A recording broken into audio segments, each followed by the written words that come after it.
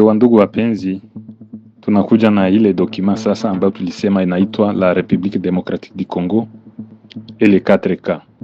Hizo 4K maana yake ka ya kwanza ni Laurent Désiré Kabila, kisha Professeur Julius Kambarage Nyerere, kisha General Paul Kagame, kisha Yoweri Kaguta Museveni.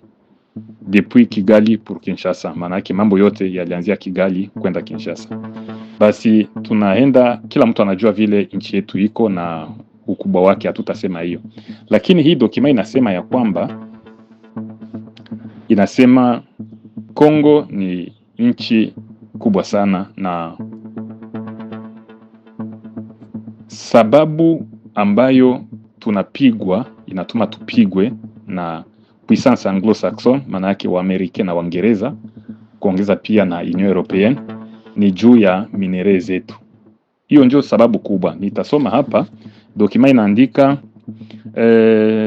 troisième pays d'Afrique du point de vue grandeur avec ses 2 345 410 km² de superficie.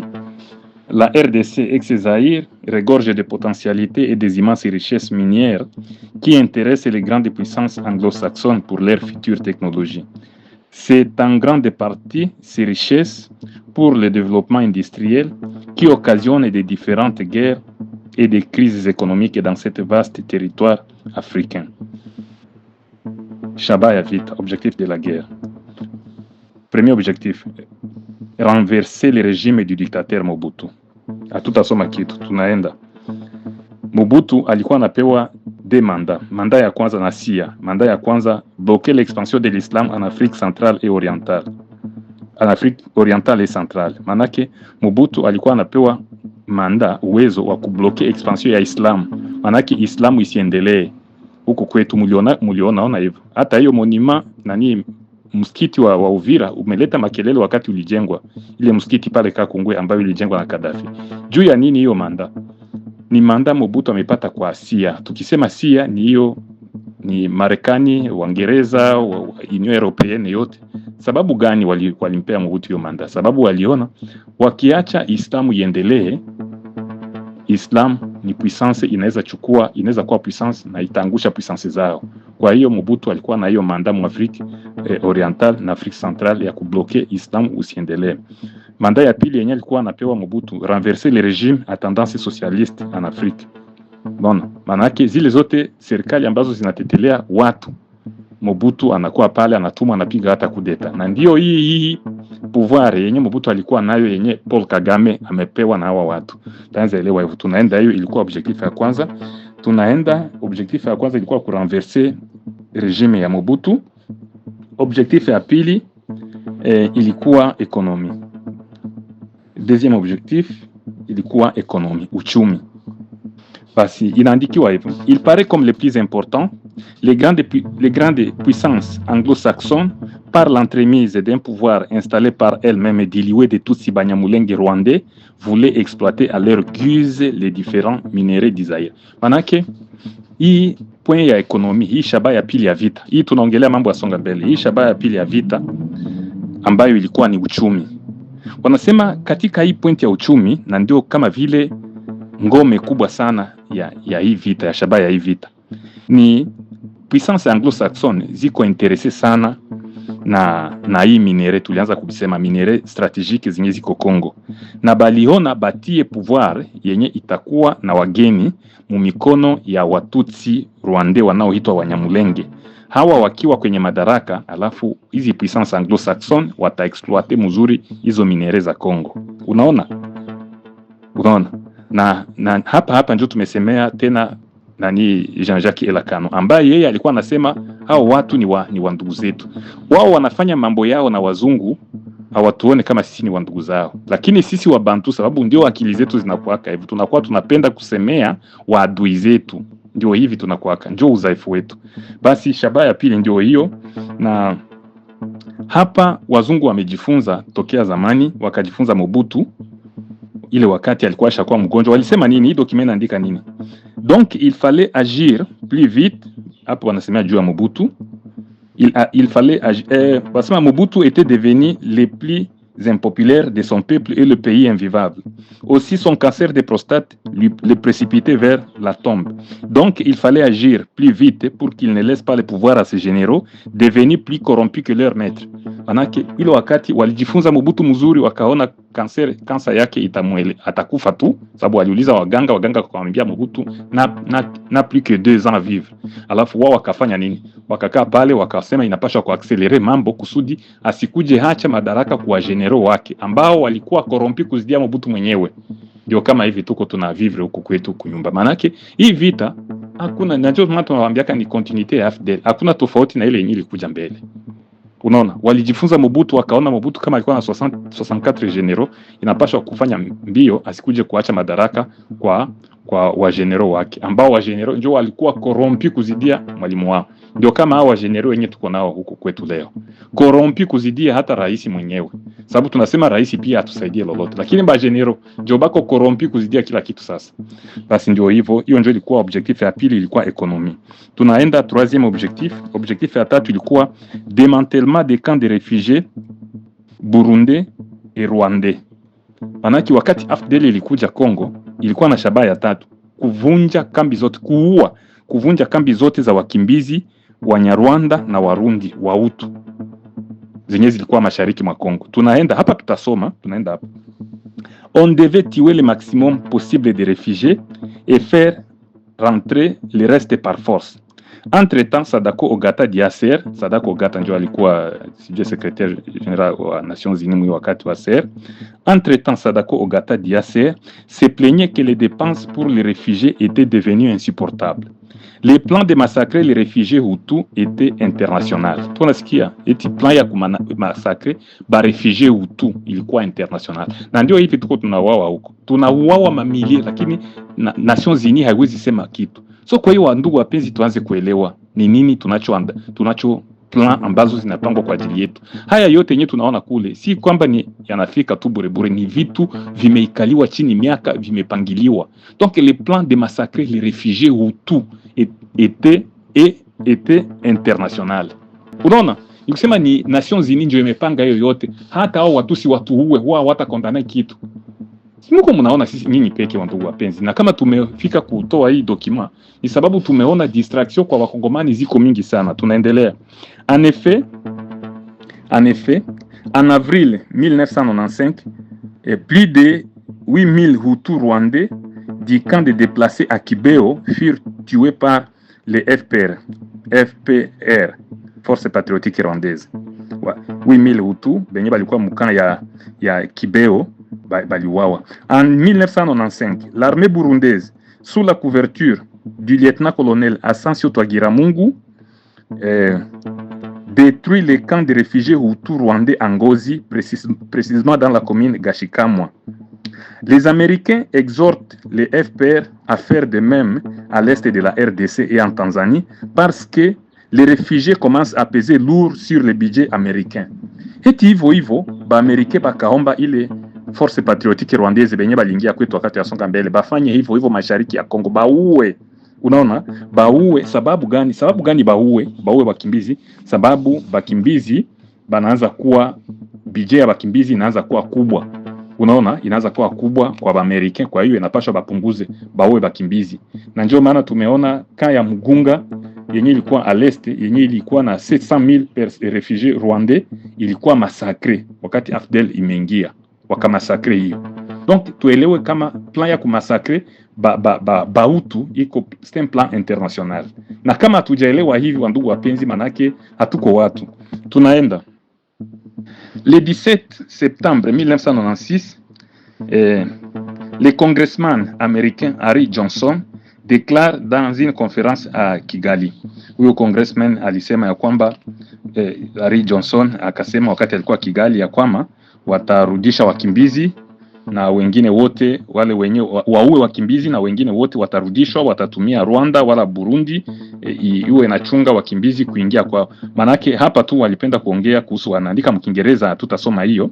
Basi tunaenda en 1996, Nyerere fait de même en Tanzanie. Eti hivyo Nyerere, sababu tueleweshe mzuri ya kwamba Nyerere alikuwa mtusi. kutoka Rwanda. Nyerere fait de même en Tanzanie. L'armée tanzanienne fait rentrer de force les réfugiés Hutus rwandais du district de Ngara. Ils seront massacrés par milliers par la paire. D'autres se suicideront noyés dans les rivières, ou d'autres vont mourir perdus et dévorés par les fauves dans les parcs tanzaniens. Les HCR ne sortira même pas de communiquer pour condamner les massacres qui seront infligés aux réfugiés dans la suite. Eti HCR hapana hata kutoa ripoti ya wakimbizi ambao waliuawa. Hiyo yote sababu ya nini? Sababu ni Wabantu, ni Wahutu. Basi tunaelewa hiyo, wandugu wapenzi, na ndio sababu hakuna budi, kama uko mtu wa akili hauwezi soutenir hata saa moja hawa Watutsi. Basi quatrième objectif, sécurité. Hapa wanaandika hivi: le trio Tutsi, Watutsi hao, qui dirige le Burundi Buyoya mwiyo wakati, Rwanda Kagame et Uganda Museveni, tusikie hapa, prétexte encore que les rébellions qui déstabilisent leur pays ont leur base arrière au Zaire. Il fallait donc s'assurer de la sécurité aux frontières. Parce qu'il y a objectif ya hii sécurité. Na ndio hii wanasema Buyoya mwiyo wakati, Rwanda Kagame na Museveni, mawazo yao na mafikiri yao kwa sasa ni kwamba kama nchi zao zina matatizo, wahasi wako Kongo, wako katika nchi ya Kongo, kwa hiyo inapaswa wao waingie Kongo ili wachunge mipaka yao. Unaona hiyo mambo, na ndio hii mambo tunaishi kwa sasa. Ndio hii serikali inakubali Waganda wanaingia, ndio hii Wanyarwanda wanaingia. Tunaona wandugu wapenzi, sisi tunafikiria wanakuja kutusaidia. Hapana, sio hivyo, sio hivyo. Basi tunaenda 5e objectif, empire Hima. Empire Hima hapa wanaandika hivi: dans cette logique très ancienne, aseme hii ni mawazo ya zamani sana, voir les plans de colonisation Tutsi au Kivu conçus le 16 août 1962 par les réfugiés Tutsi rwandais, c'est donc dans la grande logique de l'ex-empereur Haile Selassie d'Éthiopie qui en 1962 avait créé les ITP, International Tutsi Power. Tunaenda hapa. Manake objectif ya 5 ya hivi vita ni empire Hima, kuunda empire Hima. Wanasema hapa hii mawazo ni mawazo ya zamani sana. Na kuna kitabu kingine kinachoitwa Le Plan de Colonisation Tutsi au Kivu. Na ndio maana niliwaambia plan ya pili hapa. Kama Wanyarwanda hawakukamata Kongo mzima, wataaplike ile plan ya pili ambayo inasemwa mu hii kitabu. Hii kitabu inaitwa kitabu gani? Plan de Colonisation Tutsi au Kivu. Ni kitabu kilichoandikwa na Wanyarwanda, wakimbizi wa Tutsi. Hii kitabu walipublie le 16 août 1962. Ndio walipublie hii kitabu hii. Unaona hawa Watusi. Na hii mawazo inatoka wapi? Inatoka nani? Walichukua hii mawazo kutoka kwa Empereur Haile Selassie wa Ethiopia, ambaye alikuwa anaunda hii parti politique yake inaitwa ITP, International Tutsi Power. Maana yake tuishafasiria hii International Tutsi Power ni parti politique ya Empereur Haile Selassie, na ndio mawazo haya ya Watusi ya kwamba popote Watusi walipo wamiliki wa Hutu. Basi hiyo ni hivyo. Tunaenda l'ex-sous-secrétaire d'État adjoint américain Herman Cohen a prédit, Herman Cohen alisema hivi, qu'il se formerait bientôt un empire Hima sous le nom de la République du Kilimanjaro avec comme capitale Arusha. C'est pourquoi on en fait un centre international de paix, de négociation, TPIR. Herman Cohen alisema aje? Herman Cohen, kila watu wengi wanamsikia ya kwamba wakati za usoni hii empire Hima itaenea na kapitale yake itakuwa Arusha. Na ndio maana wandugu wapenzi, mnasikia kama kuko ma negotiation twende Arusha, kama kuko nini twende Arusha. TPIR, Tribunal Penal International sur le Rwanda, iko Arusha. Manake Arusha ndio wanaandaa kuwa capital ya empire Hima. Tukumbuke wandugu wapenzi, empire Hima inafika mpaka Tanzania. Ile unaitaka bua bale baha, wanataka baha. Kwa kabila moja yenye kwa Kigoma huko sijui wapi bua. Manake buavu ni kule Tanzania, buavu ni Bukavu hiyo. Wote ni watu kama Watusi, bahavu. Unaona? Empire Hima inafika mpaka kule. Herman Cohen alisema hivyo. Basi tunaenda, les Américains, les Anglais ont alors confié la mission à leur vaillant Bouke Kagame et Museveni. Buyoya doit intervenir car l'entreprise exige le passage des troupes par les Burundis. C'est le travail de stratégie qui commence. Eti ba Américain na ba Anglais ndio bakakamata mambo yote wakatia mu mikono ya Kagame na Museveni. Buyoya yeye kwa ile wakati alikuwa kama vile mtu tu wa kusafirisha vitu kutumia nchi yake kwa kusafirisha, hakukuwa impliqué sana mwi mambo. Na ndio maana tunashindwa kuelewa kwa nini serikali yetu haione kama Uganda iko impliqué mwa hii maneno. Haioni hivyo kwa nini? Basi tunaenda tusikie sasa ma stratégie hapa. Stratégie ya kwanza, stratégie 1, entraîner militairement les Banyamulenge et les inciter à faire des réclamations auprès du pouvoir de Kinshasa pour légitimer d'abord cette guerre. Hiyo ndio ma strategie. Tunataka enda kuvita songa mbele. Maana Wanyarwanda wakaanza toka kwetu kwenda Uganda kujifunza kijeshi na Rwanda. Na kwanza sema tutapigana, tuko tunapigania uraia. Unaona? Na ndio maana ile vita ilikuwa nasema vita songa mbele. Waasi wa Kinyamulenge wanaopigania uraia. Unaona? Kwa hii yote ilikuwa ni vitu yenye kupangwa. Stratégie de ma stratégie zao. Il reste à choisir l'homme qui sera le chef de guerre. Museveni Kaguta travaille avec Kambarage Nyerere pour porter leur choix sur Laurent Désiré Kabila à Dar es Salaam au détriment de son confrère le professeur Ernest Wamba Diawamba qui Wamba Diawamba estimé de trop vieux pour diriger le Grand Congo. Unaona, manake wenyewe walichagua Kabila ni Museveni na Nyerere. Unaona, ndio akasema tumtie Kabila hapa, tumtie Laurent Désiré Kabila hapa. Sababu Kabila ile wakati akimbia Tanzania alikuwa mtoto kama vile mtoto wa kisiasa wa Nyerere. Manake Nyerere na Kaguta Museveni ndio akasema tumtie Kabila hapa aongoze vita. Alitiliwa kama vile kiongozi wa vita tu, anjua huyu tutamanipuler très très bien. Basi tunaenda, tous les facteurs diplomatiques, militaires, financiers, matériels sont réunis. C'est le début de la guerre qui s'annonce en septembre 1996. L'AFDEL devient inexistant. L'AFDEL, devant l'inexistence du patriotisme zaïrois, fait des avancées spectaculaires. Un coup de mortier 60 mm suffit pour prendre une ville. Cette guerre n'emportera que 318 morts du côté AFDEL, alors que des milliers de populations rwandaises, burundaises et congolaises mouraient comme des mouches. L'Italienne Madame Emma Bonino, alors commissaire européen à l'aide humanitaire, estimera le nombre de réfugiés tués à la population luxembourgeoise. Eti watu walikufa mwiyo gere ya AFDEL walikuwa sawasawa na watu ambao wanaishi katika inchi ya Luxembourg. Luxembourg inchi, sio Luxembourg ya vile ya Belgique, Luxembourg inchi. Basi tunaenda tunasote vingine. Deuxième étape de la guerre. Deuxième étape de la guerre. Il est le 2 août 1998. Le président Laurent Désiré Kabila est au pouvoir. L'instrument qui doit l'aider à former le gouvernement est l'AFDEL qui malheureusement est dominé d'étrangers et de Tutsis congolais. C'est le cas de Gracias Bugera, de Bizima Kara. Unaona, ni kama hivi tu. Malheureusement AFDEL ya Kabila ambayo ilikuwa nayo ilikuwa iko domine na baetranger, Bizima Kara, ba Deogracias Bugera, bengine huko hivi. Unaona, basi tunaenda nationaliste constant, patriote libérateur. Kabila va refuser de livrer ce pays aux rapaces étrangers dont le maître est l'Amérique. Eti wakati ilikuwa hivyo, Kabila alianza kuona ukweli, akaanza kataa kutoa hii nchi kwa nani, kwa Amerika. Ainsi akaamua kufukuza Wanyarwanda wote. Basi hiyo ikaleta maneno. Ainsi la Maison Blanche et la CIA ont commencé à douter de l'homme qu'il venait d'installer. Wakaanza douter na Kabila. Wakaanza kuona ndani ya Kabila huyu hatutamweza. Wakaanza douter naye, wakaleta ndio ile vita ya pili. Basi tunaenda.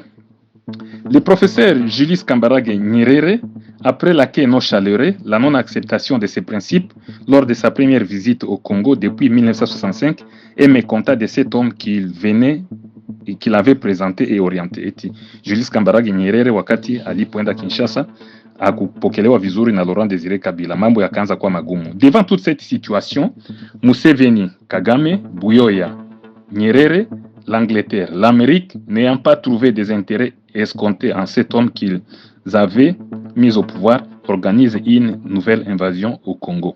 Kagame promet que cela devait durer seulement 2 mois. C'est là après un coup d'état manqué contre Kabila.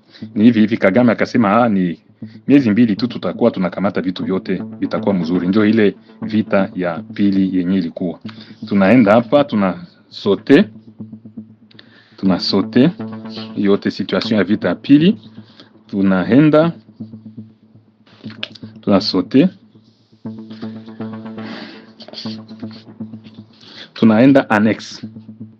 Hapa hii annexe inasema l'arrogance et la complicité de Museveni et Kagame dans le malheur des pays des Grands Lacs. Le 4 avril 1997, Museveni confie au journal Sharia ce qui suit. Museveni alienda ku journal Sharia akasema hivi: My mission is to see Eritrea, Ethiopia, Sudan, Rwanda, Burundi and Zaire become federal states under one nation as Hitler did to bring Germany. We should also do this here in Africa. Hitler was a smart guy.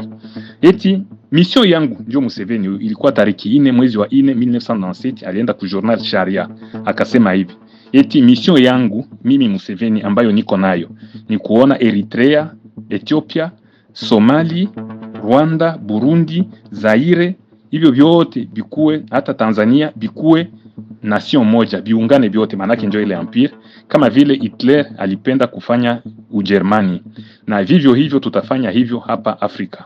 Tutafanya hivyo hapa Afrika. Et quand le journaliste lui demanda qui sera le premier chef de cette nation, journaliste akamuuliza na nani atakuwa chef wa kwanza wa hiyo nation. I don't mind who, akajibia I don't mind who, I should be the first. Si jue nani, naweza nikawa hata wa kwanza. Ukaona Museveni huyo, na hapa serikali yetu iko na kataha ya kwamba Uganda haiko mwi mambo. Ni hatari. Le 9 juillet 1997, Paul Kagame déclare au Washington Post, akasema hivi Paul Kagame, le 9 juillet 1997, les États-Unis ont pris la sage décision de me laisser agir. Ma mission au sein de l'AFDEL, Paul Kagame a déclaré, avait un triple objectif, à savoir détruire les camps de réfugiés Hutu à l'est de la RDC. Ndio mission ya kwanza Kagame hiyo, na ndio maana unasikia hii mambo ya Inderahamu FDLR, ndio hivyo ni mission tu na habita ishaka. Ndio mission ya kwanza, détruire les camps de réfugiés Hutu à l'est de la RDC, détruire la structure des miliciens Hutu, renverser le régime du dictateur Mobutu. Paul Kagame huyo, mission tatu zenye alipewa na Marekani. Tunaenda comment Washington compte en finir avec le gouvernement Kabila, le gouvernement ya Laurent Désiré Kabila. Jinsi gani Washington alichukua mipango ya kuishana naye. Tunaenda tunaruka, tunasoma hapa. À ce temps, Kigali était devenu le carrefour des hommes d'affaires minières et des experts militaires américains et britanniques. Les médias, eux, jouaient leur rôle de la désinformation sur la véritable réalité de la guerre. Ni kusema ndio hii tuko nayo kwa leo. Media kazi yake ni ile kudesinforme, yani kuambia watu vyenye viko vya bongo ili watu kupanike kufanya vingine. Hiyo yote ni mambo yenyewe nimepangwa. Quand Bukavu tombe, wakati wa mbele hiyo, quand Bukavu tombe sous le contrôle des envahisseurs, ils annoncent la Republic of South Kivu. Ni kusema wakati Bukavu ilitombe, mwile wakati wa AFDL, wakati AFDL ilikamata Bukavu, walisema nini? Eti wameunda Republic of South Kivu, la Republique du Sud Kivu. Unaona? Kwa hiyo ni haya tunayoyasikia. Na ndio hiyo mission wako nayo. Tumesema mission ya kwanza ni kuconquérir Kongo mzima, wakishindwa wanaenda plan ya pili kuchukua Kivu, wanaanexe kwenye Rwanda, Uganda, binaisha South Kivu. Le message était donc clair. Tunaisha hiyo. Quand le journal Le Soir et l'agence France Presse annoncent pour la première fois les sentiments d'un nationalisme fou présent sur les bouches de tous les Congolais, leur refus catégorique pour la vie ou la mort de disloquer les Congo, ndio kama hivi leo wazalendo wamesimama wanasema sisi inchi ndio inchi, ou la vie ou la mort. Na ndio maana tena hii vita ni kama vile itashindwa, ni kama vile ile ya mbele, na vilikuja shindiwa tena hapo Fizi. Tunaenda, le premier plan vient d'échouer. Tuko na sauté, plan ya kwanza il échoué. Le premier plan vient d'échouer, mais l'ennemi du Congo est toujours là. Eti ile plan ya kugawa ya vingine ilieshue, lakini adui yuko pale. Na ndio hii plan tuko nazo mpaka leo. Walikuwa wanakuja, watakamata hapo kote, wataenda wapi, watafaa vingine, lakini tunaona kama vile plan ingali inaishue. Lakini tujue adui yuko pale, iko miongoni mwetu, anatumia wandugu zetu, anatumia wanani, anatumia pesa, au wote watu wanaokuwa upande wa adui, wao ni waadui wetu. Tunaisha. Le premier plan vient d'échouer, mais l'ennemi du Congo est toujours là. Il fallait adopter les nouvelles stratégies qui peut-être pourront donner à Washington l'occasion de maîtriser Kabila. Ndi baliona plan ya kwanza kivita, Watusi wameshindwa, ni kama hivi wako wanashindwa huko vita, alafu inapashwa plan ya pili, tuende tufanye zingine plan, tuone wanaweza weza namna gani. Peut-être pourront donner à Washington le cadre de maîtriser Kabila. Selon l'officier de l'armée ougandaise, hizi plan zilitolewa na officier mmoja wa armée ougandaise mwi wakati, un plan bien préparé est déjà là. Paul Kagame, le ministre de la Défense du Rwanda, le président Museveni et Julius Kambarage Nyerere, ancien président tanzanien, en sont les exécuteurs. Eti plan imeshatiliwa pale kwa ile wakati, na Paul Kagame na Museveni na Nyerere njo watu watatimiza hiyo plan. Tuende sasa les grandes lignes du plan. Tunataka kuongelea hiyo. Hizi strategie hizi na njo hizi tunaona huko kwetu, njo maana hapa tusikilize mzuri hapa. Il fallait absolument créer de nouvelles occasions, donnant de nouvelles chances d'en finir avec les nationalistes congolais. Ndio hivi tuelewe wazalendo. Musione kama mambo ni mazuri huku. Maana yake Marekani, Angleterre, hizi puissance zote na Watutsi, maana yake hawataki kusikia mtu ambaye anaitwa nationalist, mzalendo. Hawapendi. Tukumbuke Ulaya, hizi miezi imebakia, Conseil de sécurité des Nations Unies, walikuwa wanasema mpaka wazalendo watoke, sababu wanajua ndio nationaliste. Tusikie hizo plan. L'officier donne ici les grandes lignes. Plan ya kwanza sasa. Alors que les moyens militaires ne semblent atteindre l'objectif, le temps risque de jouer en faveur de Kabila qui s'arme régulièrement et forme de jeunes soldats qui n'ont plus rien de comparable avec la soldatesque du dictateur Mobutu qui fuyait devant l'ennemi. Il faut donc renforcer le Rwanda pour lui donner la chance de se maintenir au Congo. Il faut surtout que les Rwandais ne sortent pas vaincus au Congo. Mnasikia hiyo plan ya kwanza? Wazungu hawawezi itika Rwanda ishindwe. Na ndio maana tunaona hawata sanctionner Rwanda hata tufanye aje, hata tukufe aje. Hii vyote venye tuko tunasema sanction contre les Rwandais ni bongo tu. Plan ya kwanza hii. Sio vya leo hivi. Plan 2. Washington aura créé une occasion d'équilibre de jeu. Yani mpira sasa unachezewa. Kinshasa ne pouvait pas vaincre la guerre. Washington et l'Occident en général feront des pressions de sorte à amener Kabila sur la table des négociations. Ces négociations incluront de façon sine qua non les troupes de l'ONU et ainsi elles ouvriront la porte d'une nouvelle stratégie. Unaona, ni kusema inapaswa kufanya mapression tuende kwa table de négociation na wao mtakuwa watu wa ONU. Watakuwa sababu wao waisha kuwa na parti pris. Unaojua tutaweza hiyo vita. Plan 3.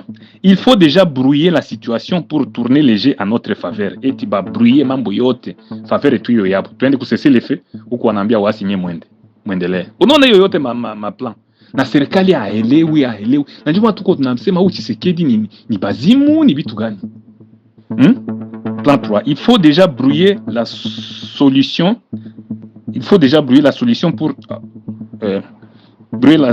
Pour tourner le jeu en notre faveur. Le fait que tous les deux ennemis du Congo ont signé le cessez-le-feu, Imambo a cessé le feu, signé, tout en laissant les rebelles créer des raisons intenables, est une partie stratégique du jeu et elle permet aux envahisseurs de continuer la guerre tout en chantant le cessez-le-feu signé. Unaona? Hivi vyote wa cessez-le-feu. Cessez-le-feu, utasikia askari yetu, nous respectons le cessez-le-feu. Muko wagonjwa. Amuko waskari. Plan 4. Dans cette force de OMG ni kama vile MONUSCO ambao walipashwa kutuma mwe wakati, qui sera déployé au Congo, seront inclus certains agents secrets américains qui travailleront sur base des instructions très spéciales provenant d'ailleurs et non des instructeurs réguliers basés au Congo. Leur tâche sera de suivre l'évolution de la situation sur place dans tous les domaines militaires, politiques, économiques, sociaux. Manaki njo hivyo. muko ba agent secret myo munasikia ma MONUSCO bako humu bao banafata mamali bingine raporo zote bao banapeleka, manake tuko contrôler, tuko kama batu wako coloniser tu. 5. Les instructeurs onusiens auront le privilège de voir Mzee Kabila, de dialoguer et de discuter avec lui. Voilà une occasion d'étudier son comportement. Des psychologues et militaires prendront les casques bleus pour étudier et analyser ses potentiels psychologiques. Le président qui était jusqu'ici isolé de ses ennemis deviendra plus que jamais rapproché d'eux. Eti aba baonesien batu fulani banakuja kumuona president, banaongea naye, bako banamjifunza kila kitu na kupeleka ripoti kwa baasi. Il faut créer des situations pour amadouer les déclarations officielles donnant la crédibilité au président Kabila devront suivre incessamment. En même temps, le renforcement des troupes et armes au Congo permettra de lancer un dernier assaut. Huku ni kumtukana Kabila na huku anatuma mamunition za kuendelea na vita. Tunaenda mener une guerre économique ya saba, mener une guerre économique contre Kinshasa, eti kushusha pesa zetu chini, ekonomi kuwa mbaya sana. Hiyo yote ni mastratégie ya hii vita. Mener une guerre économique contre Kinshasa pour renforcer la misère et la pauvreté de la population congolaise. Ainsi, le taux de nationalisme baissera. Ne dit-on pas en français que ventre affamé n'a point d'oreille? Eti kufanya guerre ya ekonomi, kushusha, kuharibu kila kitu, sababu ile to ya wazalendo watapunguka, sababu wataanza itika pesa. Ndio hii hali tunaishi Uvira hapo. L'argument des Interahamwe doit être toujours présent dans toutes les déclarations et rencontres internationales ou régionales. Des médias ont été consultés pour ce rôle. Il faut perpétrer la présence des Interahamwe, des génocidaires, sur le territoire congolais. La présence des Interahamwe est un alibi de taille qui permettra au Rwanda de bloquer les cheminements au Congo vers la paix et de relancer la guerre. Ya mnane hiyo. Hii mambo ya FDLR ambayo serikali ya Congo tunaiona hapo. Maanake ni alibi tu, ni kitu alibiunda, itakuwa inasemewa mkila rencontre international na kila rencontre regional. Na hiyo inasaidia Rwanda kuwa tu Congo na kurelancer vita. Ba FDLR bako Congo. We Congo na wewe unatilia mwenzako badu. Hiyo yote tu ni maalibi, tunashangaa. Najua tumeona tukuje kwanza hapa tuambie hizo plan. Sio hii vitu vimeandikwa kitambo sana. 9. Infiltrer des agents dans des différents services de l'État congolais. Eti services zote za Etat Congolais muko ba agent secret benya bako hata betu. Bengine ni ba Rwandais, bengine ni ba Ugandais, ba Tanzania. Bako humu hizo services banatumika mwinchi yetu. Sisi tunalilia nje, lakini nchi yetu muko batu ba agent secret benya bako mule. Na hata serikali inabajua lakini hawezi ichukua maamuzi. Infiltrer des agents secrets dans des différents services de l'État congolais, ils deviendront en différentes fonctions dotés d'une image spéciale, respectueuse, coopérant technique, missionnaire, évangéliste, responsable des organismes humanitaires, etc. Les partis politiques farouchement opposés au président Kabila seront soutenus financièrement pour ternir son image. Hapa Kabila ambaye tuko tunaongea ni Laurent Désiré Kabila, sio Joseph Kabila. Nikisema hapa kuinfiltre batu ma service yote ya Congo ili tuwe contrôlé ba évangéliste, ba missionnaire, ba coopérant technique, ba responsable ba organisme kusoutenir ma parti politique zenye zinajiopose kwa ile serikali ambayo inapendwa na raia. Hivyo hizo zote ni njia za kuvunja kila kitu na kuharibu ili wao wapate kushinda hii vita. Quand toutes les vérités de Kabila seront bien connues, tunarudia tena tunasema Kabila le père Laurent Désiré Kabila. Quand toutes les vérités de Kabila seront bien connues, sa fin sera facile. Manake point ya 10. Wakisha jua kila kitu kuhusu Kabila, sa fin sera facile. L'assassiner, anaweza kuwa assassiné kama vile ule wa Rwanda alikuwa assassiné. L'assassiner à bout portant, l'empoisonner ou tirer sur son avion sont certains des moyens les plus privilégiés. Tunasikia hapo njia tatu walizokamatia Kabila. Wakati watakapomjua yeye wote, wakisha muelewa kila kitu, alafu wataweza kumwassassiner, wanaweza kumwempoisonner au kudungua ndege yake. Basi hizo ndio njia plan 10 ambazo Kabila alikamatiwa ili auawe. Na hapa narudilia tena kwa ndugu mheshimiwa wala ndugu vice gouverneur Ilakano ambaye alisema Wanyarwanda Watusi kama ni anawaita Wanyamulenge. Sijui kama yeye anawaita Wanyamulenge, anaweza kutuambia ni Wanyamulenge kutoka Mulenge wala Wanyamulenge ni tribi wala namna gani? Bwana Jean-Jacques Ilakano, unaweza tuambie kwanza mzuri, sababu tunasikia wewe na president ndio mnatuambia ni wandugu zetu. Ni Wanyamulenge kutoka Mulenge ndio origine ya tribi yao wala aje? Wanasema hapa ya kwamba wakati watakapojua kabila mzuri watamuua, na moja kati ya hivi vitatu vilitimilika wakamuua. Basi tunasikia kama tutaelewa hivi, wandugu wapenzi, hatuwezi hacha hata saa moja hao watu wapite. Unaona? Na kama kutakuwa mkongomani mwenye hajue hizi haki, hizi kweli hizi zenye tunasema hapa ya kwamba ni kwa ajili ya nchi yetu na udongo wetu ndio maana tunauawa, basi huyo hana budi ya kuitwa mkongomani. Kwa leo naishia hapo, na washukuru sana, pole sana kwa hii voice ambayo nimefanya, hii audio ni mrefu sana. Tumeacha vya mingi hapa, tumeenda tumesote ili tuwasomee hiyo kidogo ambayo itawasaidia. Asante sana, bye bye.